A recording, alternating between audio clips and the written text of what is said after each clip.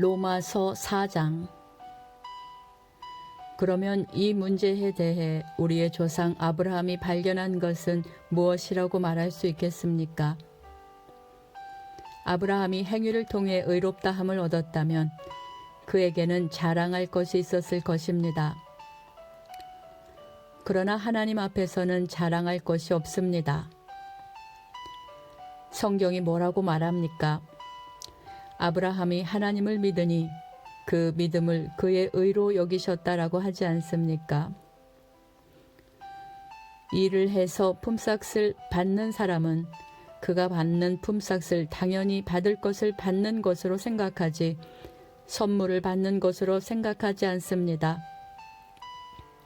그러나 일을 하지 않는데도 품삯을 받는 사람이 있다면 그가 경건하지 않은 사람을 의롭다고 여기시는 하나님을 믿기 때문에 하나님께서 그의 믿음을 보시고 의롭다고 여기시는 것이 됩니다. 다윗은 행한 것과는 관계없이 하나님께서 의롭다고 인정하시는 사람이 받은 복에 대해 다음과 같이 말했습니다. 자기 죄를 용서받고 자기 허물이 가려진 사람은 복이 있다. 주님께서 죄 없다고 인정해 주는 사람은 복이 있다. 그렇다면 이 복이 할례를 받은 사람들에게만 내리는 것입니까? 아니면 할례를 받지 않은 사람들에게도 내리는 것입니까? 우리는 앞에서 아브라함의 믿음이 의로 여김을 받았다고 말했습니다. 어떤 상황에서 이런 일이 발생했습니까? 아브라함이 할례를 받은 뒤였습니까? 아니면 할례를 받기 전이었습니까? 아브라함이 의롭다함을 받은 것은 할례를 받은 후가 아니라 할례를 받기 전이었습니다. 아브라함은 할례를 받기 전에 믿음으로 의롭다함을 받았으며 그 표로서 할례를 받은 것입니다. 그러므로 아브라함은 할례를 받지 않고도 하나님을 믿는 모든 사람들이 의롭다 여김을 받을 수 있도록 모든 믿는 사람의 조상이 되었습니다. 또한 아브라함은 할례 받은 자의 조상이기도 합니다. 이 말은 그가 할례 받은 사람들 뿐만 아니라 우리 조상 아브라함이 할례를 받기 전에 가졌던 믿음의 발자취를 따라가는 사람들의 조상도 된다는 의미입니다. 하나님께서 아브라함과 그의 후손에게 그들이 세상을 물려받을 상속자가 되리라고 하신 약속은 율법을 통해 온 것이 아니라 믿음으로 인한 의를 통해 주신 약속입니다. 만일 율법을 지키는 사람이 상속자가 된다면 믿음은 쓸모가 없어지고 약속도 무용지물이 되고 말 것입니다.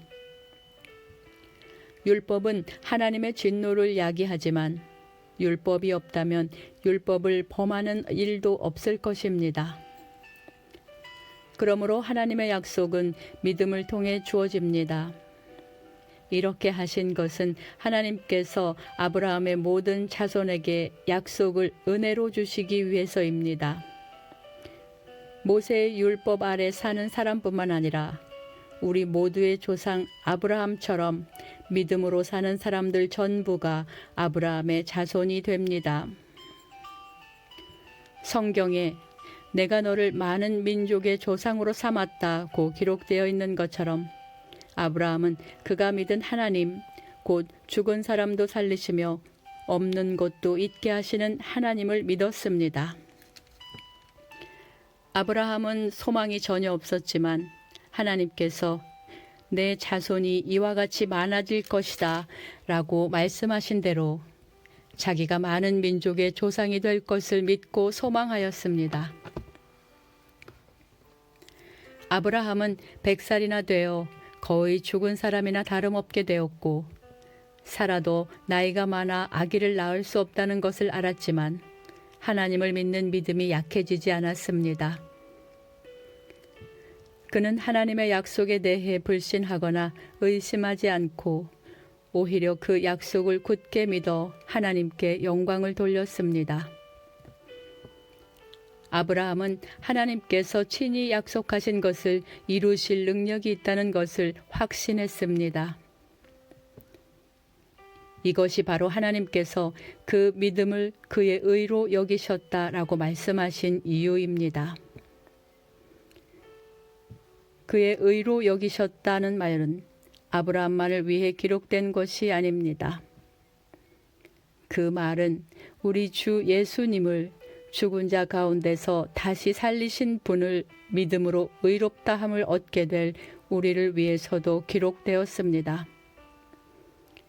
예수님은 우리의 죄 때문에 죽임을 당하셨고 우리를 의롭게 하시려고 다시 살아나셨습니다.